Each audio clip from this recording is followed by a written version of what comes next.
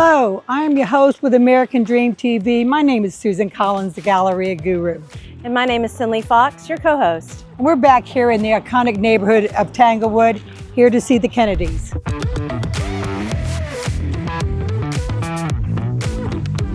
I'm here with Amber Kennedy, and Amber, you know, you're a proud resident of this community, and what are your favorite things to do here, and how has it influenced both?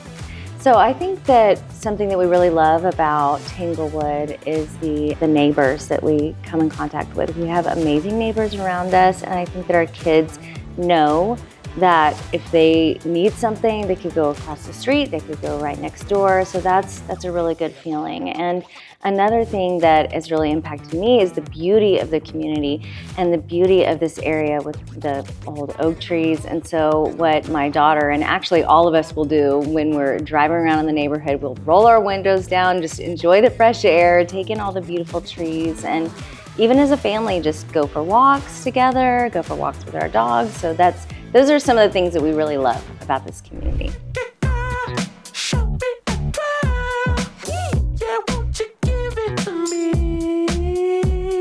I'm here with Tanglewood resident Chloe Kennedy, aspiring astronaut, and we're here at the Intuitive Machines, and I'm very excited about getting to meet the founder and CEO of Waypoint to Space. So tell me about your space camp that you just got out of today. It was amazing. I loved it. We did a lot of different things. We built a one-stage rocket that we launched to the moon.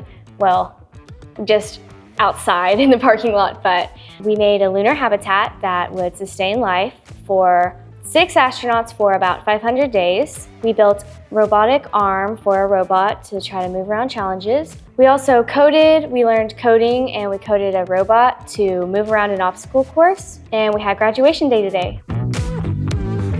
I'm here at Intuitive Machines with CEO of Waypoint to Space, Kevin Heath. My first question I have is, what is the mission of Waypoint to Space? The mission of Waypoint to Space is basically to bring space to everyone. There's kind of like a barrier between space geeks like me that just want to be passionate, like you, that want to be participating in space, and the people that are actually doing it. So what we wanted to do is create a place where we could have people come and have space experiences. So find out what it's like to be an astronaut, but at the same time also train to go to space. Whatever level you want to participate, you can come to Waypoint to Space and experience that. What was your inspiration behind Waypoint to Space? I was with a company called Space Dev, and we did the motor for Spaceship One, which ultimately became Virgin Galactic.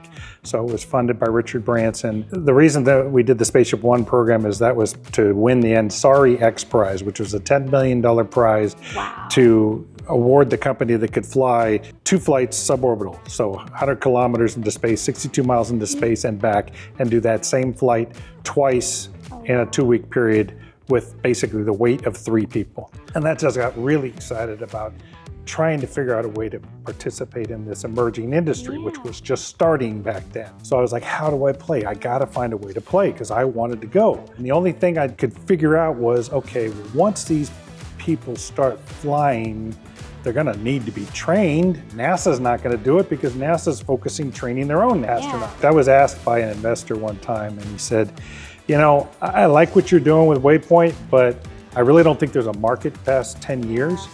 And I said, really? Okay, the customer's always right, so okay, I agree with you. Why do you say that? He goes, well, once these guys start flying successfully, they're not gonna need this hardcore training program that you've designed. Space is a lot different than traveling across the country. It affects your muscles, your arms, your bones, your eyes, everything.